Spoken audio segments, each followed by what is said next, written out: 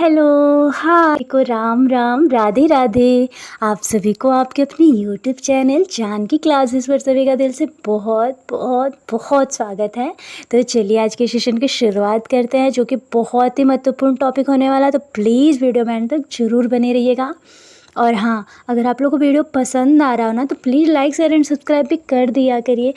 क्या होता है ना, थोड़ा सा मोटिवेशन मिलता है। तो चलिए आज के सेशन की शुरुआत करते हैं। और देखिए, एनसीईआरटी बेस्ड ही आपके सारे कॉम्पिटिटिव एग्ज़ाम होते हैं, चाहे आपका सोशल साइंस हुआ, चाहे पॉलिटी हुआ, चाहे ज्योग्राफी हुआ। आपके जितने भी कॉम्पिटिटिव एग्ज़ाम होते हैं उसमें ज़्यादा आप लोगों को ये हेल्पफुल होगा ये क्लास। और सेकेंड पेपर के लिए तो ऑलमोस्ट ये है ही। चलिए आज के सेशन की शुरुआत करते हैं। और हाँ, अगर आप लोगों को वीडियो पसंद आए तो प्लीज़ सपोर्ट करिए, लाइक एंड सब्सक्राइब ज़रूर करिएगा। चलिए देखिए, ये अंग्रेजी में जो पीसी, देखिए इस पे बहुत क्वेश्चन आपके सीटेट में असर्शन रीजन में बहुत ही क्वेश्चन ये वाले आए हुए हैं। जो आपका ईस्वी इसी है ना, इसको ईस्वी पूर्व बोला जाता है। ये है उसको ईस्वी पूर्व, और इसी को बिफोर क्राइस्ट के नाम से भी जाना जाता है। और इसे कहीं कहीं ना आपका BCE भी लिखा मिलता है। तो BCE अगर लिखा रहे ना तो भी कंफ्यूज नहीं होना है। Before Christ, before common era आपका ईसा पूर्व होता है। और AD आपके ईस्वी, सिर्फ ईस्वी जो है आपको उसको AD के नाम से कहीं कहीं आपको CE भी लिखा मिलेगा। तो इसीलिए कंफ्यूज नहीं होना है। CE भी आपका ईस्वी ही कहलाएगा हिंदी में, ईस्वी। और CE को कॉमन एरा के नाम से जाना जाता है। देखिए आइए पूरा पढ़िए। यहाँ पे देखिए, अंग्रेजी में जो BC, हिंदी में ईस्वी पूर्व का तात्पर्य है बिफोर क्राइस्ट, ईसा पूर्व से होता है। और कभी कभी तुम तिथियों से पहले AD जो ईस्वी होता है ना, हिंदी में ईस्वी लिखा जाता है। AD को हिंदी में ईस्वी लिखा जाता है। यह एनो डोमिनी नामक दो लैटिन शब्दों से बना हुआ है। आपका ये एनो डोमिनी नामक दो लैटिन शब्दों से बना हुआ है। यहाँ पर आप लोग देख पा रहे होंगे कि जो यह ईस्वी है इसको AD बोला जाता है शॉर्टकट में। और आपको एनो डोमिनी नामक दो लैटिन शब्दों से बना हुआ है। इसका तात्पर्य यह है कि यह जो आपका ईस्वी है ये ईसा मसीह के जन्म के वर्ष से ये शुरू हुआ है, जो आपका ईस्वी है। कभी कभी AD की जगह आपको CE, यहाँ देख रहे हैं आप लोग, देख पा रहे होंगे CE की जगह AD की जगह CE लिखा रहता है। मतलब एनो डोमिनी की जगह आपका CE लिखा रहेगा, तो भी कंफ्यूज नहीं होना है, क्योंकि आपको एनो डोमिनी को ही आपको यहाँ कॉमन एरा के नाम से जाना जाता है। और BC को कभी कभी BCE भी लिखा जाता है। तो BCE जो लिखा रहता है ना उसको बिफोर कॉमन एरा के नाम से। और देखिए ये एज इट इज क्वेश्चन आपके सीटेट के असर्शन रीजन में क्वेश्चन आपके PYQ में आया हुआ है। इसीलिए बोलती हूँ कि एक भी क्वेश्चन लापरवाही ना बरतिएगा, एक एक टॉपिक ध्यान से देखते चलिएगा। CE जो होता है अक्षरों का प्रयोग कॉमन एरा, तथा BCE का प्रयोग होता है बिफोर कॉमन एरा के लिए। हम इन शब्दों का प्रयोग इसलिए करते हैं क्योंकि विश्व के अधिकांश देशों में अब इस कैलेंडर का प्रयोग मतलब अधिकांश देश जो है हमारे अगल बगल में, वहाँ पर ये कैलेंडर जो है जो before common era, before Christ के, तो ये सामान्य हो गया है, जैसे हर जगह मिलता है। और यहाँ अपने भारत में जो है बस 200 वर्ष पूर्व ही आरंभ हुआ था। ये आप लोग देख रहे हैं ना कि इसका प्रयोग लगभग बस 200 वर्ष पूर्व से आरंभ हुआ था। और कभी कभी अंग्रेजी में BP अक्षरों का भी प्रयोग होता है, जिसका तात्पर्य होता है कि बिफोर प्रेजेंट। कभी कभी आपका BP अक्षरों का भी प्रयोग होता है, तो आपको कंफ्यूज नहीं होना है। यहाँ पर देख लीजिए, बिफोर प्रेजेंट वर्तमान से पहले है। चलिए यहाँ एक टॉपिक और देखिए जो कि बहुत ही महत्वपूर्ण है। जैसा कि हमने पहले पढ़ा कि अभिलेख कठोर सतह पर उत्कीर्ण होते हैं। इनमें से कई अभिलेख कई सौ वर्ष पूर्व ही लिखे गए थे। जैसा कि हमने पहले पढ़ा है कि कठोर जो अभिलेख जो होते हैं सतहों पर लिखे जाते हैं। और जो आपका पांडुलिपियाँ होती हैं वो आपके ताड़ के पत्तों पर, भुर्ज के छाल पर लिखे जाते थे। इसीलिए आपके पांडुलिपि और अभिलेख में बहुत डिफरेंस है। हाँ, उत्कीर्ण करवाए जाते थे। इनमें से कई अभिलेख कई सौ वर्ष पूर्व लिखे गए थे। सभी अभिलेखों और लिपियों सभी अभिलेखों और लिपियों और भाषाओं का प्रयोग हुआ है। समय के साथ साथ अभिलेखों में प्रयुक्त भाषाओं तथा लिपियों में बहुत बदलाव आ चुका है। यहाँ से एक बार और रिवाइज करिए। जैसा कि हमने पहले पढ़ा है कि अभिलेख जो होते हैं वो कठोर सतहों पर उत्कीर्ण किए जाते हैं, और आपकी पांडुलिपियाँ जो होती हैं वो आपके छाल के वृक्ष या अथवा भुर्ज छाल के वृक्ष पर, मतलब भुर्ज का जो छाल होता था उस पे, और ताड़ के पत्तों पर लिखा जाता था। इसका पता अज्ञात लिपि का अर्थ निकालने की एक प्रक्रिया द्वारा लगाया जा सकता है। इस प्रकार से अज्ञात लिपि को जानने की एक प्रसिद्ध कहानी उत्तरी अफ्रीकी देश मिस्र से मिलती है।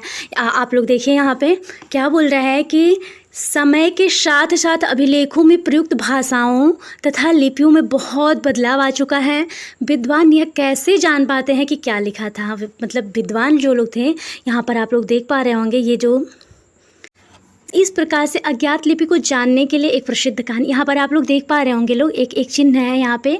एक सेकेंड आप लोग को दिखाती हूँ। यहाँ पर देख रहे हैं आप लोग, यहाँ पे एक ये जो कुछ चिन्ह मिले हैं ना, ये आपके अफ्रीकी देश मिस्र से मिलती है।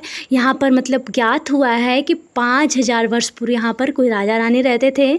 और ये कहाँ, इसको ये जो आपको पत्थर दिख रहे हैं सब ना, ये छोटे छोटे छोटे, ये हाँ शेर की, चिड़िया की, और ये एल प्रकार का, ये सारे जो हैं ये इनको कारतूस बोला जाता था। हाँ, ये मिस्र के रोसेट्टा नामक पर्वत, एक कस्बा है, वहाँ पर एक ऐसा पत्थर है, वहाँ पे उत्कीर्ण कराया गया था। चलिए नेक्स्ट टॉपिक देखते हैं। जैसा कि हमने पहले पढ़ा कि अभिलेख कठोर सतहों पर उत्कीर्ण करवाए जाते हैं।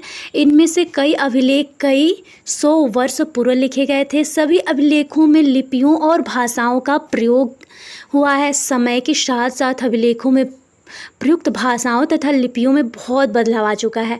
विद्वान यह कैसे जान पाते हैं कि क्या लिखा था? इसका पता अज्ञात लिपि का अर्थ निकालने की एक प्रक्रिया द्वारा लगाया जा सकता है। इस प्रकार अज्ञात लिपि को जानने के लिए एक प्रसिद्ध कहानी उत्तरी अफ्रीका देश मिस्र से मिलती है। लगभग 5000 वर्ष पूर्व यहाँ पर राजा रानी रहते थे। मतलब उन लोगों को इन अज्ञात लिपियों की वजह से ऐसा ज्ञात हुआ है कि 5000 वर्ष पूर्व यहाँ पर राजा रानी रहते थे। आइए यहाँ मिस्र के बारे में कुछ जानते हैं। उत्तरी तट पर रोसेट्टा नाम का एक कस्बा है। यहाँ से एक ऐसा उत्कीर्ण पत्थर मिला है जिस पर एक ही लेख 3 भिन्न भिन्न भाषाओं में, देखिए यहाँ 3 भिन्न भिन्न भाषाओं में आप लोगों को दिख रहा होगा, कुछ एल टाइप में बनाया गया है। यहाँ पर यहाँ यू जैसा, यहाँ शेर का चिन्ह, यहाँ ऐसा यू जैसा, फिर यहाँ पर यू जैसा, फिर यहाँ का चिड़िया का एक, मतलब अलग अलग, मतलब समझ में आने वाला नहीं है, लेकिन इससे पता चलता है कि मतलब ये भिन्न भिन्न लिपियों में लिखा गया है। चलिए तो क्या बोल रहा है कि मिस्र के उत्तरी तट पर रोसेट्टा नाम का एक कस्बा है।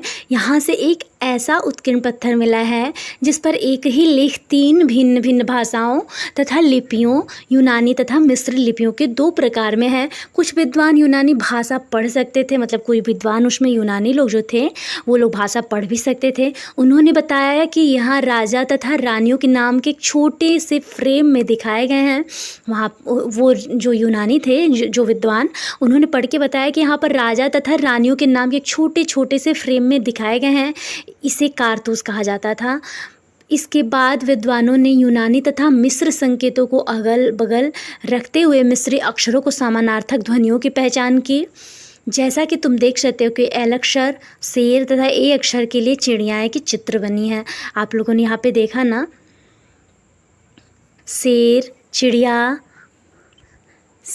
चिड़िया एल टाइप में कुछ बना है, मतलब ये पहचान में आने वाला नहीं है। मतलब ये सारे उत्कीर्ण कर, इसी को कारतूस बोला जाता था।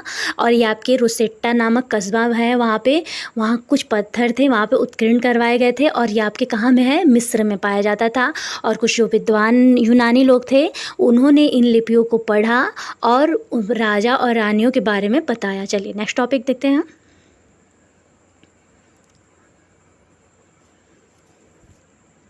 यहाँ देखिए कुछ महत्वपूर्ण टॉपिक भी है आपका। उपयोगी शब्द जो है यात्रा, पांडुलिपि, अभिलेख, पुरातत्व, इतिहासकार, स्रोत, अज्ञात लिपि का अर्थ निकालना।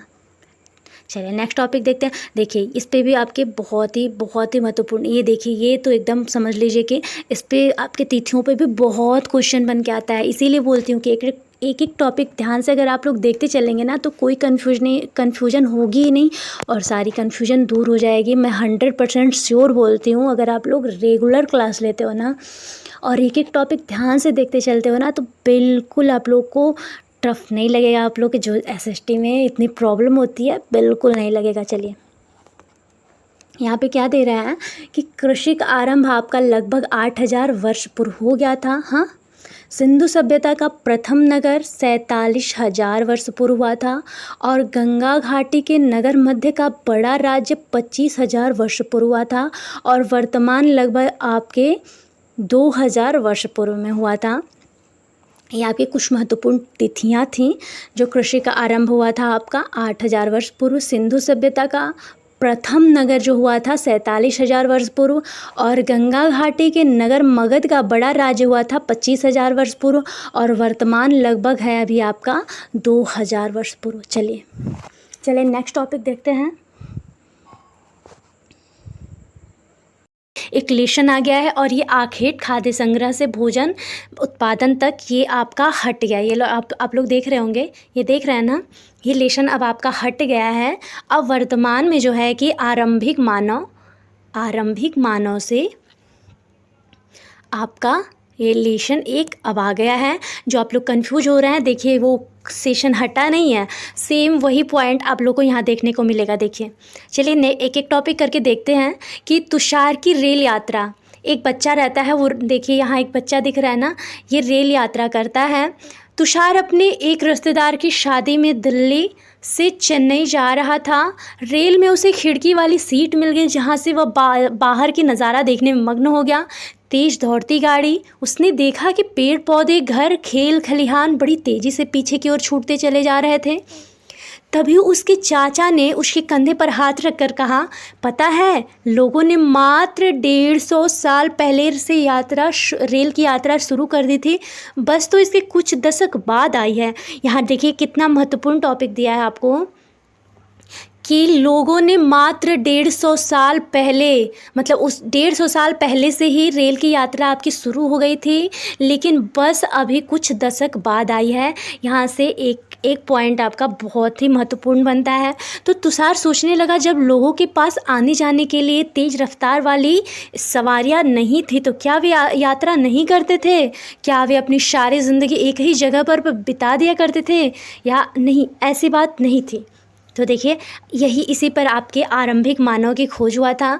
आरंभिक मानव पर देखिए क्या टॉपिक बनता है और यही आपका एज इट इज़ यही आपका टॉपिक अब बन के न्यू एनसीईआरटी में आया है और इसका नाम अब आखेट खाद्य संग्रह से भोजन उत्पादन तक अब हट गया है। चलिए नेक्स्ट टॉपिक देखते हैं। हम उन लोगों के बारे में जानते हैं जो इस उपमहाद्वीप में 20 लाख साल पहले रहा करते थे। आज हम उन्हें आखेटक खाद्य संग्राहक के नाम से जानते हैं। भोजन का इंतजाम करने की विधि के आधार पर उन्हें इस नाम से पुकारा जाता है। आमतौर पर खाने के लिए वे जंगली जानवरों का शिकार भी करते थे, मछलियाँ और चिड़िया भी पकड़ते थे, फल मूल दाने पौधे पत्तियाँ अंडे इकट्ठा करते थे। आखेटक देखिए ये लोग क्या क्या करते थे। आखेटक खाद्य संग्राहक के नाम से पहले जाने जाते थे। भोजन का इंतजाम करने की विधि उन्हें इस नाम से पुकारा जाता है कि ये आखेटक उन लोग को क्यों बुलाया जाता था, क्योंकि वे लोग अपने भोजन का इंतजाम करने की विधि पर वो लोग दूर दूर जाते थे। देखिए यहाँ पर आमतौर पर खाने के लिए उन्हें जंगली जानवरों का शिकार करना पड़ता था। मछलियाँ और चिड़िया पकड़ते थे वे लोग। फल मूल दाने पौधे पत्तियाँ अंडे इकट्ठा किया करते थे। आखेटक खाद्य संग्राहक समुदाय के लोग एक जगह से दूसरी जगह पर घूमते रहते थे। ऐसा करने के उनके कई कारण भी हो सकते हैं। तो क्या बता रहा है कि पहला कारण यह है कि अगर वे एक ही जगह पर ज़्यादा दिनों तक रहते हैं तो आसपास के पौधे, फलों और जानवरों को खाकर समाप्त कर देते थे। इसीलिए वे भोजन की तलाश में उन्हें दूसरी जगह पर जाना पड़ता था। और दूसरा कारण यह भी है कि जानवर अपने शिकार के लिए या फिर हिरण और मवेशी अपना चारा ढूंढने के लिए एक जगह से दूसरी जगह जाया करते थे। इसीलिए इन जानवरों का शिकार करने वाले लोग भी इनके पीछे जाया करते होंगे।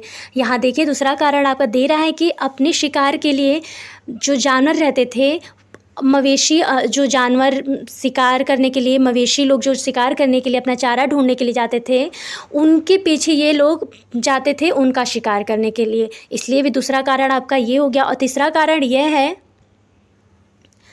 कि पेड़ों और पौधों में फूल फल अलग अलग मौसम में आते हैं, इसीलिए लोग उनकी तलाश में उपयुक्त मौसम के अनुसार अन्य इलाकों में भी घूमते रहे होंगे।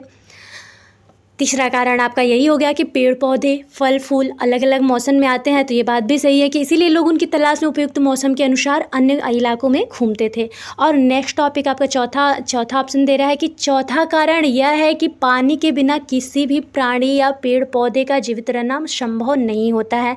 ये बात तो बिल्कुल सही है कि पानी के बिना तो इंसान कोई नहीं जीवित रह सकता है। तो ये बात बिल्कुल सही है कि यद्यपि कई नदियों और झीलों का पानी कभी नहीं सूखता था, कुछ झीलें और नदियाँ पानी बारिश के बाद ही मिल पाता है, इसीलिए ऐसी झीलों और नदियों के किनारे बसे लोगों को सूखे मौसम में पानी की तलाश में इधर उधर जाना पड़ता था।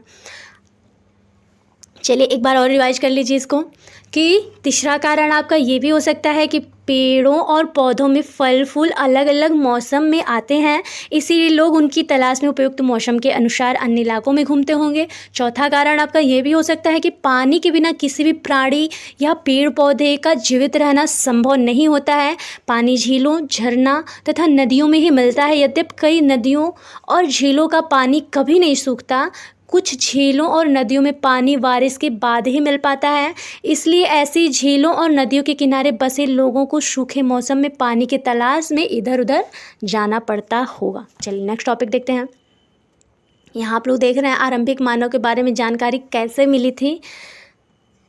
पुरातत्वविदों को कुछ ऐसी वस्तुएं मिली हैं जिनका निर्माण और उपयोग आखेटक खाद्य संग्राहक किया करते थे। यह संभव है कि लोगों ने अपने काम के लिए पत्थरों, लकड़ियों को और हड्डियों के औजार बनाए हैं। इनमें से पत्थरों के औजार भी बचे थे। ये आप देख सकते हैं यहाँ पे, ये छोटे छोटे इनके औजार हैं, ये लकड़ी काटने के लिए, और यहाँ पत्थरों के औजार भी बनाए गए हैं, इसका भी साक्ष्य मिला है। इनमें से कुछ औजारों का उपयोग फल फूल काटने, हड्डियाँ और मांस काटने तथा पेड़ों की छाल और जानवरों की खाल उतारने के लिए किया जाता था। कुछ के साथ हड्डियों या लकड़ियों के मुट्ठे लगाकर भाले और बाण जैसे हथियार बनाए जाते थे, और कुछ औजारों से लकड़ियां काटी जाती थीं। लकड़ियों का उपयोग ईंधन के साथ साथ झोपड़ियां और औजार बनाने के लिए भी किया जाता था। एक बार और रिवाइज कर लीजिए। इनमें से कुछ औजारों का प्रयोग फल फूल काटने, हड्डियाँ और मांस काटने तथा पेड़ों की छाल और जानवरों की खाल उतारने के लिए किया जाता था। कुछ के साथ हड्डियाँ या लकड़ियों के मुट्ठे लगाकर भाले और बाण जैसे हथियार बनाए जाते थे, और कुछ औजारों से लकड़ियाँ काटी जाती थी। लकड़ियों का उपयोग ईंधन के साथ साथ झोपड़ियाँ और औजार बनाने के लिए भी किया जाता था। नेक्स्ट टॉपिक देखते हैं। यहाँ देखिए एक महत्वपूर्ण टॉपिक है आपका कि पत्थर के औजार का उपयोग इंसान के खाने योग्य जड़ों को खोदने के लिए किया जाता था, और जानवरों की खाल से इन बने वस्त्रों को सिलने के लिए भी किया जाता था। जो जानवर का खाल होता था ये लोग वस्त्र बनाकर पहनते थे, उसे सिलने में उपयोग किया जाता था। चलिए नेक्स्ट टॉपिक देखते हैं। मध्य प्रदेश, इस पुरा स्थल में गुफाओं एवं कंदराएं मिली हैं। ये गुफाएं और कंदराएं रुकिए आपको हम पिक्चर दिखा रहे हैं। आपके आधुनिक आपका मध्य प्रदेश है। आपका ये दिख रहा होगा आप लोगों को, एक सेकेंड, ये दिख रहा है ना आपका आधुनिक मध्य प्रदेश है। इस पुरा स्थल पर गुफाएं एवं कंदराएं मिली हैं। लोग इन गुफाओं में इसलिए रहते थे क्योंकि लोग इन गुफाओं में इसलिए रहते थे क्योंकि यहाँ उन्हें बारिश, धूप, हवाओं से राहत मिलती थी। ये गुफाएं नर्मदा घाटी के पास है। क्या तुम बता सकते हो कि रहने के लोगों ने यहाँ जगह क्यों चुनी होगी? तो आइए टॉपिक देखते हैं। चूँकि पत्थर के उपकरण बहुत महत्वपूर्ण थे, इसलिए लोग ऐसी जगह ढूंढते रहते थे जहाँ अच्छे पत्थर मिल सके। मतलब उस समय जो पत्थर के उपकरण होते थे बहुत ही महत्वपूर्ण होते थे, तो इसलिए लोग ऐसी जगह ढूंढते थे जहाँ उन्हें अच्छा पत्थर मिल सके। शैल चित्रकला, इनमें से हमें क्या पता चलता है? ये शैल चित्रकलाएं हैं, ये दिख रहे हैं ना, ये एक चित्रकला है जो शैल से बना है। जिन गुफाओं में लोग रहते थे उनमें से कुछ दीवारों पर चित्र बने मिले हैं। ये देख रहे हैं ना आप लोग, ये चित्र मिला है। इनमें से कुछ सुंदर उदाहरण मध्य प्रदेश और दक्षिणी उत्तर प्रदेश की गुफाओं से मिले चित्र हैं। इनमें जंगली जानवरों की बड़ी कुशलता से सजीव चित्रण किया गया है। अगर आप लोग को दिख रहा होगा तो ये देख रहे हैं ना, ये जानवर जैसा कुछ चित्र बनाया गया है जो शैल से बनाया गया है। जिन गुफाओं में लोग रहते थे उनमें से कुछ दीवारों पर चित्र मिले हैं। इनमें से कुछ सुंदर उदाहरण आपके मध्य प्रदेश, दक्षिण उत्तर प्रदेश की गुफाओं से चित्र मिले हैं और इनमें जंगली जानवरों की बड़ी कुशलता से सजीव चित्रण किया गया है। ये देख रहे हैं ना आप लोग, ये एक जंगली जानवर जो होते हैं उनका चित्रण किया गया है। हिरन देखने में दिख रहा है आप लोग को, ये हिरन जैसा दिख रहा है ना, ये आपके हिरन के जैसा दिख रहा है ना, इसका ये दौड़ते हुए एक हिरन का चित्र बनाया गया है। चलिए नेक्स्ट टॉपिक देखते हैं। ये आपका मध्य प्रदेश की कंदरा है और गुफा। चलिए नेक्स्ट टॉपिक देखते हैं। पुरास्थल किसे कहते हैं? पुरास्थल उस स्थान को कहते हैं जहां औजार और बर्तन और इमारतों जैसी वस्तुओं के अवशेष मिलते हैं। ऐसी वस्तुओं का निर्माण लोगों ने अपने काम के लिए किया था और बाद में वे उन्हें वहीं छोड़ के चले गए। ये ज़मीन के ऊपर, अंदर, कभी कभी समुद्र और नदी के तल में भी पाए जाते हैं। इन पुरास्थलों को आप क्या कहेंगे? मतलब इन अगले अध्याय में इसको बताया गया है, तो एक एक टॉपिक देख लीजिए। पुरास्थल क्या कहा जाता है? पुरास्थल उस स्थान को कहते हैं जहां औजार, बर्तन और इमारतें जैसी वस्तुओं का अवशेष मिलते हैं। ऐसी वस्तुओं का निर्माण लोगों ने अपने काम के लिए किया था, बाद में उन्हें वो छोड़ के चले गए। ये ज़मीन के ऊपर, अंदर, कभी कभी समुद्र और नदी के तल में भी आपके पुरास्थल पाए गए हैं। चलिए नेक्स्ट टॉपिक देखते हैं। चलिए, आग की खोज जो आपके किया गया था, देखिए एज इट इज़ ये क्वेश्चन आपकी कुरनूल की गुफाएं, ये सारा आपके क्वेश्चन में आता है, तो इसीलिए एक एक टॉपिक ध्यान से देखते चलिएगा। चलिए नेक्स्ट टॉपिक देखते हैं कि मानचित्र 2 में कुरनूल गुफा को ढूंढो। बोल रहा है कि पृष्ठ 13 पे आपके मानचित्र में कुरनूल गुफा ढूंढने के लिए बोला है। एक सेकेंड, कुरनूल की गुफा को ढूंढने के लिए बोल रहा है आपके चित्र 13 में। आइए देखते हैं। ये देख रहे हैं ना आप लोग, यहाँ पे ये कुरनूल की गुफाएं हैं। ये दिख रहा होगा आप लोग को। यहाँ ब्रह्मगिरी, आपकी पायमपल्ली, यहाँ पर कावेरी नदी है और यहाँ पर आदिचन्नूल और यहाँ आपका हल्लूर, यहाँ पर इनाम गांव है आपका, यहाँ पर कृष्णा नदी, यहाँ पर हुसंगी आपका है और यहाँ पर आपकी गोदावरी नदी है, यहाँ पर ताप्ती और यहाँ पर नर्मदा। तो आपकी कुरनूल गुफाओं के पास आपके राख के अवशेष मिले हैं, यहीं से आपका राख का अवशेष मिलता है। और कुरनूल की गुफाएं आपकी कहाँ हैं? कि आपके मध्य प्रदेश में ब्रह्मगिरी के पास। चलिए नेक्स्ट टॉपिक देखते हैं, क्या बोल रहा है। कुरनूल की गुफाएं ढूंढो, पृष्ठ 13 पे। यहाँ राख का अवशेष मिला है। इसका मतलब यह है कि आरंभिक लोग आग जलाना सीख गए थे। मतलब इसका मतलब पता चलता है राख की वजह से कि वो लोग जो थे, आरंभिक लोग जो थे, वो लोग आग जलाना सीख गए थे। आग का इस्तेमाल कई कार्यों के लिए किया भी गया होगा, जैसे कि प्रकाश के लिए, मांस और भूनने के लिए और ख़तरनाक जानवरों को दूर भगाने के लिए भी आपके आग को उपयोग में लाया गया होगा। देखिए एक बार और इस टॉपिक को देख लीजिए, कुरनूल की गुफा। और ये एज इट इज़ ये क्वेश्चन आपके बन के आता है कि आपके राख के अवशेष कहाँ मिले हैं। तो ध्यान से देखिए, आपकी कुरनूल की गुफा आपके मध्य प्रदेश में है और वहीं से आपके राख के अवशेष मिलते हैं। आरंभिक लोग आग जलाना सीख गए थे। आग का इस्तेमाल कई कार्यों के लिए भी किया गया होगा, जैसे कि प्रकाश के लिए, मांस भूनने के लिए और ख़तरनाक जानवरों को दूर भगाने के लिए। चलिए एक एक टॉपिक ध्यान से देखते चलिएगा। हाँ, और हाँ, अगर आप लोगों को वीडियो पसंद आ रहा ना तो please like share and subscribe भी कर दिया करिए, थोड़ा सा मोटिवेशन मिलता है। जितना भी आप लोग को सोचिए कि जितना इम्पोर्टेंट हो सकता है ना वो सारा आपको प्रोवाइड कराने की फुल कोशिश करूँगी, लेकिन अगर आप लोग का भी थोड़ा सा सपोर्ट मिले तो। चलिए, हम जिस काल के बारे में पढ़ रहे हैं, पुरातत्वविदों ने उनके बड़े बड़े नाम रखे हैं। आरंभिक काल के आरंभिक काल को आपका पूरा पाषाण काल कहा जाता है। ये दो शब्द, पूरा यानी प्राचीन होता है, आपका पूरा मतलब होता है प्राचीन, और पाषाण यानी होता है पत्थर से बना। पाषाण मतलब आपका पत्थर होता है। देखिए यही आप लोग कंफ्यूज होते हैं तो क्वेश्चन गलत होता है, इसीलिए एक एक टॉपिक ध्यान से अगर आप लोग देखते चलेंगे ना तो कोई कन्फ्यूजन नहीं होगी। आपके पूरा मतलब होता है प्राचीन, पूरा मतलब आपके प्राचीन, और आपके पाषाण मतलब आपका पत्थर। चलिए देखिए क्या बोल रहा है कि पत्थर से बनाए यह नाम स्थलों से प्राप्त पत्थर के औजारों के महत्व को बताता है। पूरा पाषाण काल में 20 लाख से पहले 12,000 साल पहले के दौरान माना जाता है। इस काल को भी 3 भागों में विभाजित किया गया है, आपका आरंभिक, मध्य और उत्तर पूरा पाषाण युग। और यही आपकी न्यू NCERT में आपका सेकंड चैप्टर है। आपका कब, कहाँ और कैसे जो हमारे अतीत हैं वो आपका लेसन सेम टू सेम है, लेकिन आपका सेकेंड जो लेसन है आपका यही आरंभिक मानव पे ही है। इसीलिए आप लोग जो ओल्ड NCERT न्यू NCERT करके छोड़ रहे हैं ना, तो इसीलिए बोल रही हूँ कि आपका ओल्ड NCERT ही बस सब्जेक्ट ऐड हुआ है, कोई वो चेंज नहीं हुआ है, तो टेंशन नहीं लीजिएगा। चलिए, पूरा स्थलों से प्राप्त पत्थर के औजारों को महत्व बताता है। पूरा पाषाण काल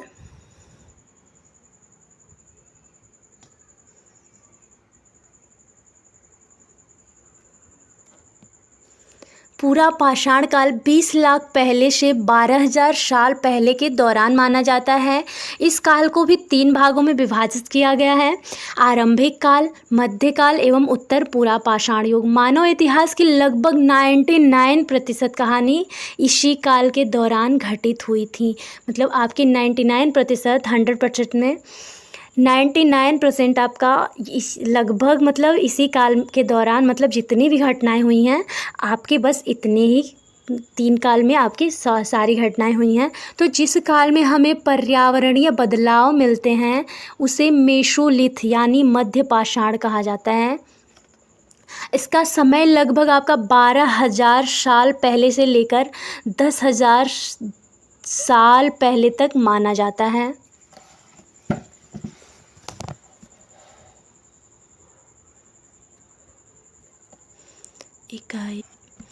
इस काल के पाषाण औजार आमतौर बहुत छोटे थे और इन्हें माइक्रोलिथ यानी लघु पाषाण कहा जाता था।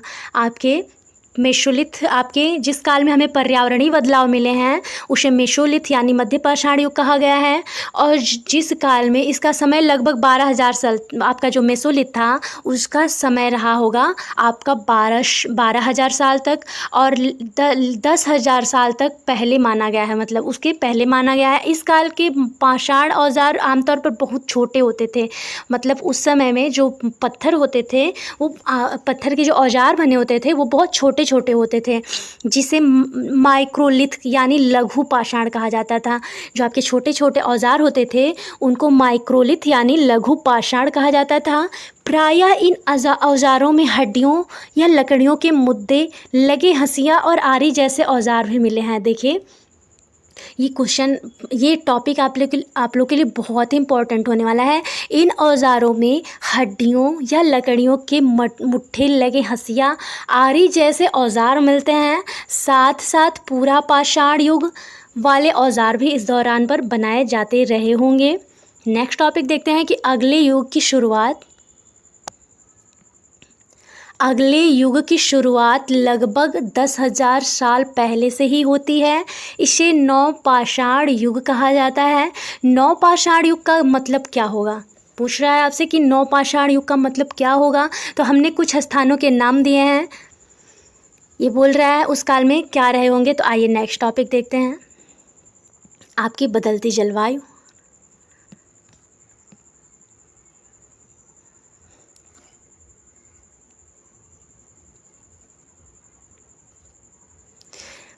लगभग 12,000 साल पहले दुनिया की जलवायु में बड़े बदलाव आए हैं और गर्मी बढ़ने लगी। इसके परिणाम स्वरूप कई क्षेत्रों में घास वाले मैदान बनने लगे। इसमें हिरण, बारहसिंगा, भेड़, बकरी और गाय जैसे उन जानवरों की संख्या बढ़ी जो घास खाकर जिंदा रह सकते थे। देखिए आप लोग के 12,000 साल पहले जो दुनिया की जलवायु में बड़ा बदलाव आया था, उसमें गर्मी बढ़ने लगी। इसके परिणाम स्वरूप हुआ कि कई क्षेत्रों में घास वाले मैदान बनने लगे। इससे हिरण, बारहसिंगा और भेड़, बकरी, गाय जैसे जानवरों की संख्या भी बढ़ गई और जो घास खाकर जिंदा रह सकते थे उनकी संख्या बढ़ी। जो लोग इन जानवरों का शिकार करते थे वे भी इनके पीछे आए और इनके खाने पीने की आदतें और प्रजनन के समय की जानकारी हासिल करने लगे। हो सकता है कि तब लोग इस जानवरों को पकड़कर अपनी ज़रूरत के अनुसार पालने की बात सोचने लगे हों। साथ ही इस काल में मछली भी भोजन का महत्वपूर्ण स्रोत बन गया था। आपके नवपाषाण काल में लगभग 12,000 साल पहले दुनिया की जलवायु में बड़ा बदलाव आया, गर्मी बढ़ने लगी और इसके परिणाम स्वरूप कई क्षेत्रों में घास वाले मैदान बनने लगे। इससे हिरण, बारहसिंगा, भेड़, बकरी और गाय जैसे उन जानवरों की संख्या बढ़ने लगी और घास खाकर वे जो जिंदा रह सकते थे उनकी संख्या बढ़ी। जो लोग इन जानवरों का शिकार करते थे वो भी इनके पीछे आए और इनके खाने पीने की आदतों और प्रजनन के समय की जानकारी हासिल करने लगे। हो सकता है कि तब लोग इन जानवरों को पकड़कर अपनी ज़रूरत के अनुसार पालने की बात सोचने लगे हों। साथ ही इस काल में मछली जो थी इन लोगों की भोजन की महत्वपूर्ण स्रोत भी बन गई थी। चलिए लग रहा है क्लास ज़्यादा बड़ा होगा और आप लोग को क्लास लंबा होगा, ठीक है। तो आप लोग को ये लेसन जो है आप लोग को नेक्स्ट वीडियो में करा देंगे। और यहाँ तक अगर आप लोग को वीडियो पसंद आया तो please like share and subscribe करिएगा। और हाँ, इससे थोड़ा सा मोटिवेशन मिलता है, तो थोड़ा सा अगर आप लोग वीडियो खोल भी रहे हैं ना तो प्लीज़ एंड तक ज़रूर देखिएगा। आप लोग के मतलब जितना हो सके ना बढ़िया से बढ़िया जानकारी देने की कोशिश करती हूँ, तो प्लीज़ वीडियो एंड तक ज़रूर देखा करिए। और अगर आप लोगों को वीडियो पसंद है तो लाइक शेयर एंड सब्सक्राइब भी कर दिया करिए, थोड़ा सा मोटिवेशन मिलता है। चलिए सभी को मिलता है नेक्स्ट वीडियो में, तब तक के लिए सभी को मेरा राम राम, राधे राधे। आई होप कि आप सब लोग को क्लास बढ़िया लगे, और हाँ बढ़िया लगे तो प्लीज़ मोटिवेशन के लिए लाइक शेयर एंड सब्सक्राइब ज़रूर करिएगा। मिलते हैं सभी को नेक्स्ट वीडियो में, तब तक के लिए सभी को मेरा राम राम, राधे राधे।